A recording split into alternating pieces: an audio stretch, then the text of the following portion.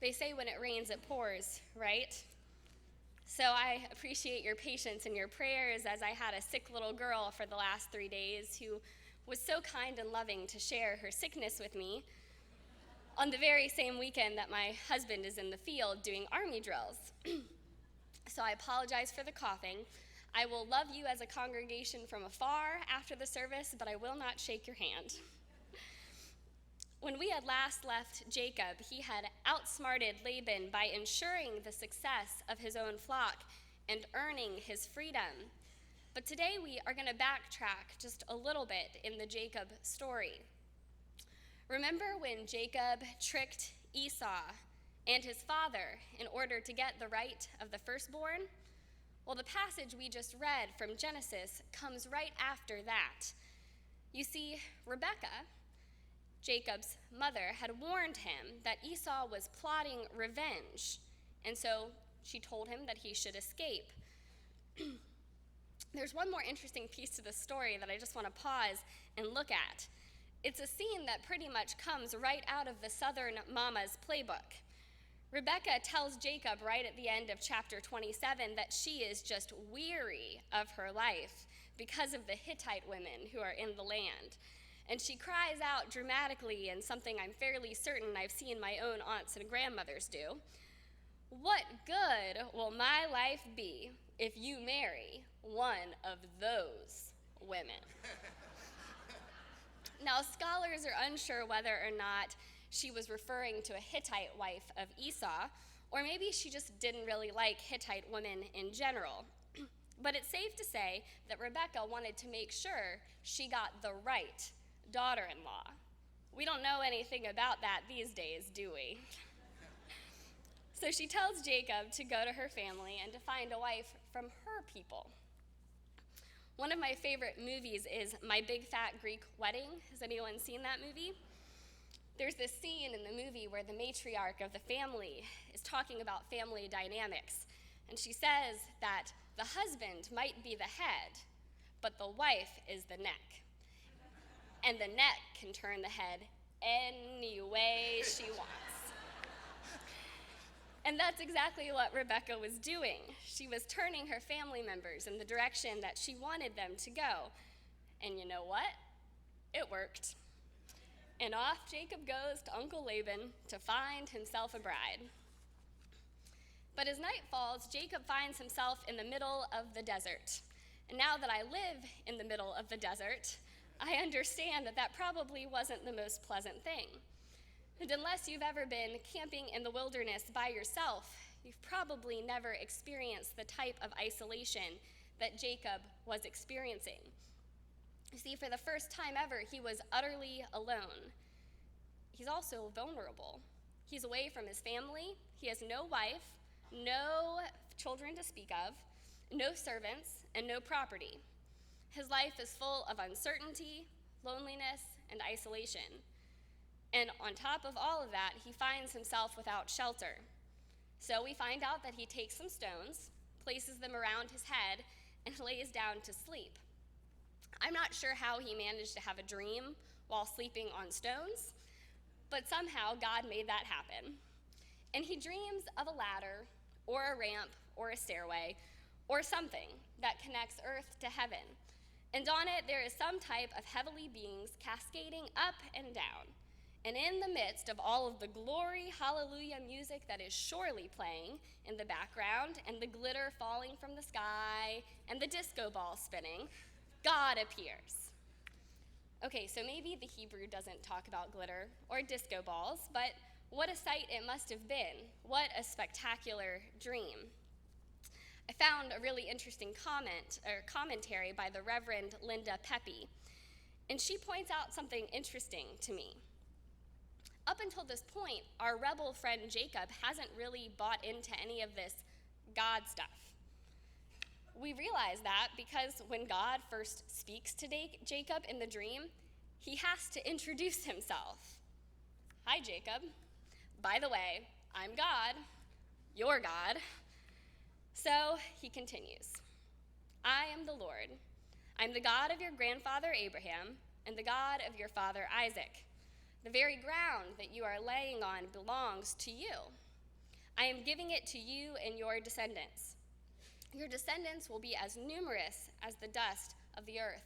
They will spread out in all directions, and the families of the earth will be blessed through you and your descendants. What's more, I am with you, and I will protect you wherever you go. One day I will bring you back to this land, and I will not leave you until I have finished giving you everything I have promised you. The words that you just heard sound a lot like what God said to Abraham and also to Isaac. So for those of you who might be counting, this is the third time in the third generation that God has repeated the blessing of the covenant. And Jacob, bless his heart, wakes up with a revelation. God is in this place, and I had no idea. The aha moment of a lifetime.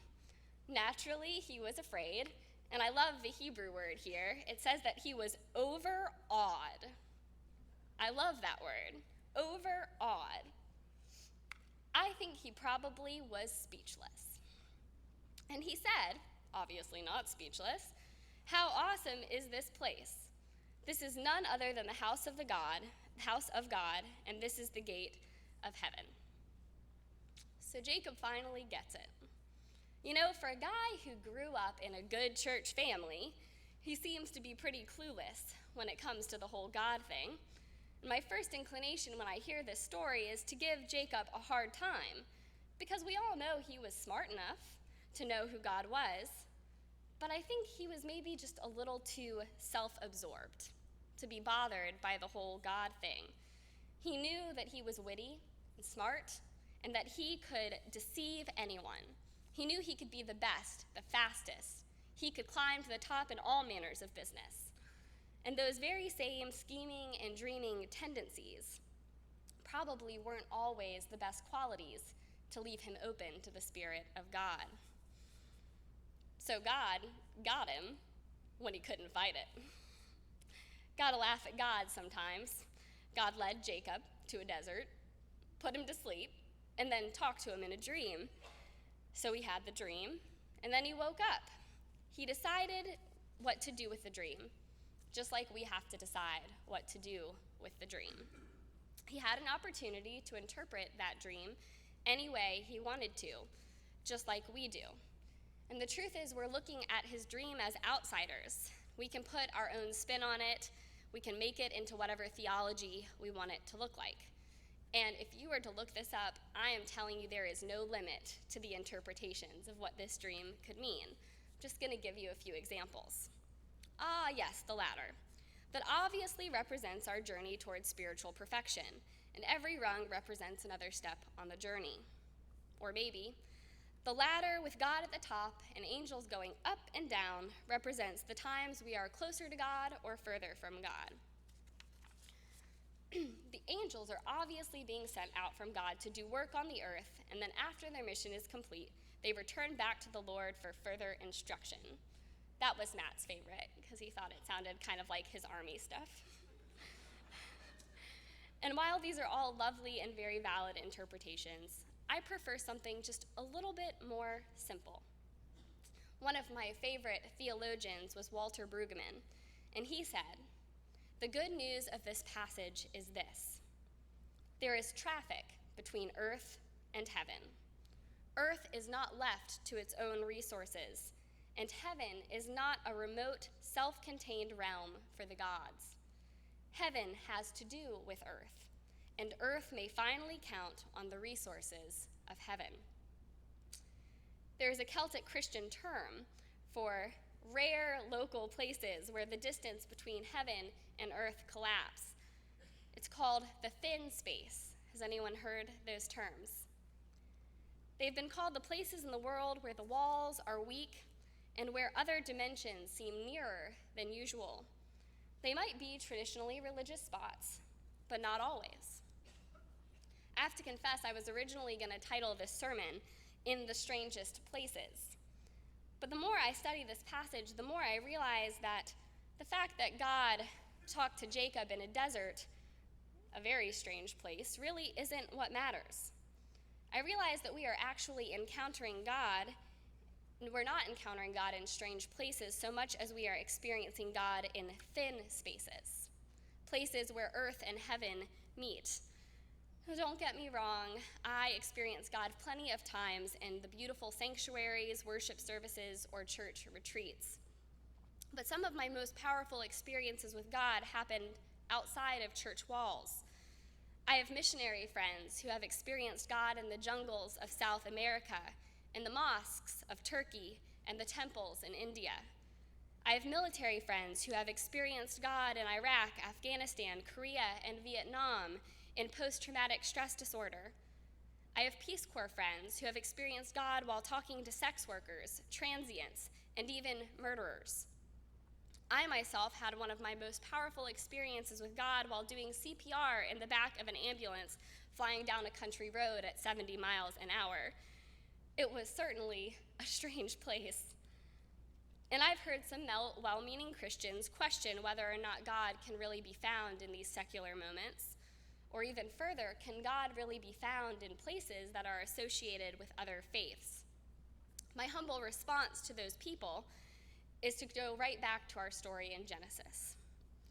The object described may have been a ladder, but it also could have been described as a ramp. And back then, in the Mesopotamian communities, they had something called a ziggurat. And what it is a landmass that formed a link between the temple and the heaven. Such a ramp as a religious figure reflects the imperial religion and culture of that time, but now in our context, it has become a visual representation of the gospel message. How's that for encountering God in strange and thin places? And if that wasn't enough of an affirmation that God is active and involved in creation, we're reminded that our passage today is found at the very first book of the Bible, Genesis. But you also remember I read you a passage in Revelation which said, "See, the home of God is among mortals.